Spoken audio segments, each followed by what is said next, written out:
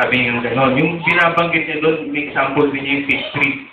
Kapag nakita mo na daw yung fig tree, which is tender in leaves niya, yung kumbaga namumulaklak na siya. He's describing yung fig tree doon sa mga revelations and yung sa Israel. Israel became a nation again in 1948.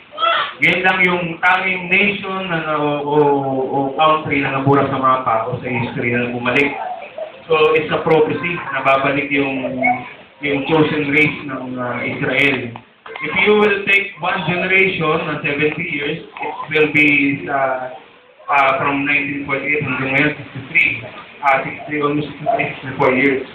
So, personally, ang conclusion ko, 70 years will be the wages, less than 7 years, parang dumating ang Panginoon. So, lahat ng signs and wonders, if you will really, if you will study yung New World Order, lalo na yung mga conspiracy, yung truth will unveil in your eyes. Especially, the deepest na research ko. For 2 years, I've been researching this topic, no? I haven't really, kaya napakaswerte nyo, sa inyo ko lang unang i-represent ko dahil hindi ko pa na-present ko kahit sa sarili kong church. I'm only a lay minister, I'm not a pastor, no? I'm a practicing architect by profession, and gusto ko lang din i-share to Brother Francis, dahil yung topic na to is, most of us parang, narinig niyo na ba yung kay Joe Rosenberg? Sa CCF, yung mga books niya, inakatin doon. Yung topic ni Joe Rosenberg, although maganda, okay, it tackles about Israel, yung nangyayari sa Middle East, the epicenter is Israel, no? Pero ang what lacks in him, yung sa research niya, is the true story behind it. Yung true story behind what the media, the mainstream media is not telling us. The history book is not telling us. The conspiracy that has been running sa atin, no? For several, siguro 100 years na rin mahigit. Because of these people who are working behind the curtain. Sila yung gumagawa ng mga gera.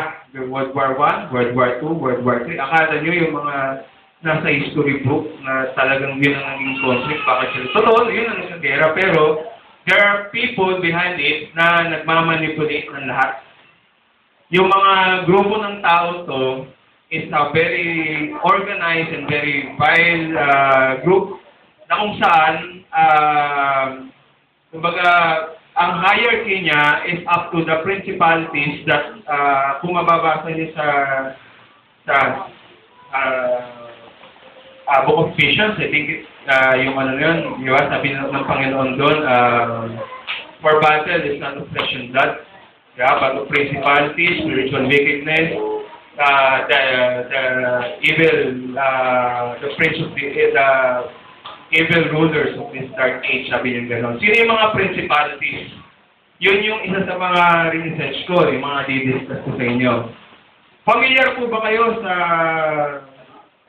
tawag dito sa pyramid ng Illuminati? May nakarinig na ho ba ng New World Order o yung tinatawag na All-Seeing Eye? Sino dito mayroong dollar? $1. $1 bilang. Wala po. Mga papakita ko sa inyo mga clippings ko. Yung triangle na yun, yung All-Seeing Eye na yun, sino ho dito ang dating medyo galing sa Catholic o medyo, hindi pa kayo nabuhay again, hindi pa kayo na-save, medyo naniniwala kayo sa anting-anting. Sino po may anting-anting dito, katulad kay Bong Revilla? Alam niyo ho ba yung triangle na may mata daw doon? Ayun. $1. That's the symbol of Lucifer. That's the symbol of the Antichrist. Yung po yung ginagamit nila. And yung mga ipipresent ko sa inyo, this is barely being presented, especially here sa local churches natin. Very few people pa lang po may alam nito, very few Christians. And I hope na this will be very informative po sa inyo and ma-open po yung eyes nito. Yung eyes niyo po regarding about the truth. And one thing I want to share to sa inyo, yung mga principalities yung highest level po kasi ng research ko, mabot po tungkol sa mga aliens. Bakit po mayroong mga aliens? Yung mga nakikita na ng UFO. It's very, hindi po natin pwedeng i-deny yung truth about behind it, yung UFO. Kung meron pong mga tikbalang, mga kapre na kung sino-sino nakakita, yung reality po ng mga beings na to, totoo po sila. They are nothing but hybrids. They are, kung babasahin niyo po yung Genesis 6, and the sons of God came down to earth, and nakipag-intermarry sila sa mga humans. They produce yung mga Nephilims, mga offsprings nila. Ito po yung mga Greek goddesses and Roman goddesses. Ito po yung mga tinatawag ng mga, sa Greek ang tawag nila doon, giants. Kilala niyo po ba si Goliath? Yan. He is a Nephilim. Mga hybrid po ito ng mga anak ng anghel sa tao. Akala natin ang anghel. Kasi ang anghel po, kaya po niya mag-dematerialize saka maging spirit. So, he can also eat food. Di ba? Pag nagmamaterialize na, he can eat food. Kung naalala niyo ang tawag dito, si Jacob, nakipag-wrestling pa nga siya doon sa isang anghel. So, medyo deeper topics po yan. Ito muna yung papakita ko po sa inyo, may short video clipping before I proceed to sa PowerPoint presentation. Medyo broad po itong topic na to, kaya medyo tatapsapin po natin po. Yung ano po.